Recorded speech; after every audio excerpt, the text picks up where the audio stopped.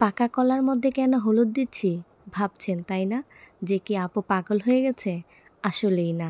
আজকে এমন একটি টিপসের কথা আপনাদেরকে বলবো যার জন্য আপনারা দীর্ঘদিন ধরে অপেক্ষা করতেছেন। আর আজকে সেই অপেক্ষার পালাটা শেষ করে ফেললাম। আজকে যে টিপসটি দিব সেটির জন্য অনেক দিন থেকে অপেক্ষা করতেছেন। তাই আর দেরি নাই। চলুন বানিয়ে ফেলি সেই টিপসটি। আমি এখানে একটা কলা নিয়েছি। কলাটাকে ছোট, ছোট করে টুকরো করে নেব। একটা কলা নিয়েছি আর একটা কলাকে আমি ছোট, ছোট করে টুকরা করে নেব। সেই টুকরাগুলোকে ভালোভাবে একটা চামচের সাহায্যে পেস্ট বানাবো। এই পেস্টটা আপনাদের কত যে কাজে আসবে চিন্তাই করতে পারবেন না। চলুন না এই ফাঁকে আমার চ্যানেলটা সাবস্ক্রাইব করে ফেলি আর পাশে থাকা বেল আইকনটি অন করে রাখি যাতে পরবর্তীতে যে কোনো ভিডিও আপনার কাছে খুব দ্রুত পৌঁছে যায়।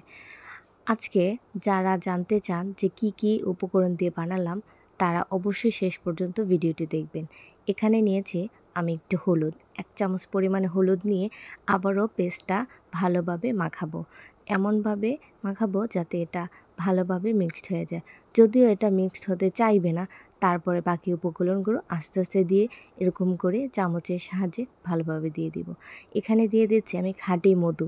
আপনারা খাঁটি মধু ব্যবহার করবেন। এখানে দিয়ে দিচ্ছি ১ টেবিল চামচ খাঁটি মধু। এটাকে দিয়ে ভালোভাবে এরকম করে চামচের সাহায্যে পেস্টটা ভালোভাবে নাড়তে থাকবো। এরপর নিয়ে নেব আমাদের বাকি উপকরণটা।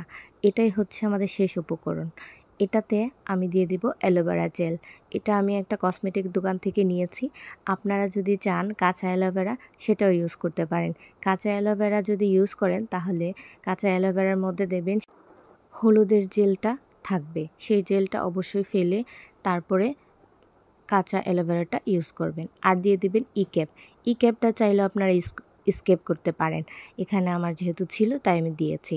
এখন সবগুলা উপকরণ ভালোভাবে এরকম করে চামচের সাহায্যে মিক্সটা তৈরি করব। দেখবেন দানা দানা যেন না থাকে। দানা দানা থাকলে আবার ভালোভাবে এরকম করে চামচের সাহায্যে গুঁড়োগুলোকে ভেঙে নেবেন। ভেঙে তারপর এটা মুখে দিয়ে রাখবেন। বিশেষ করে রাতে দিলে অনেক ভালো হয়। আধা ঘন্টা দিয়ে তারপরে এটাকে আপনারা মুখে ধুয়ে ফেলবেন। এটা চাইলে আপনারা সপ্তাহে ২ থেকে ৩ দিন ব্যবহার করতে পারেন। আর এটা আপনাদের ব্যবহারের ফলে মুখ অনেকটাই উজ্জ্বল এবং মসৃণ হবে এবং ত্বকটা অনেক সফট হবে। এটা সপ্তাহে আপনারা ২ থেকে ৩ বার ব্যবহার করবেন এবং রাতে অবশ্যই আধা ঘন্টা রাখে ভালো করে ঠান্ডা পানি দিয়ে ধুয়ে ফেলবেন।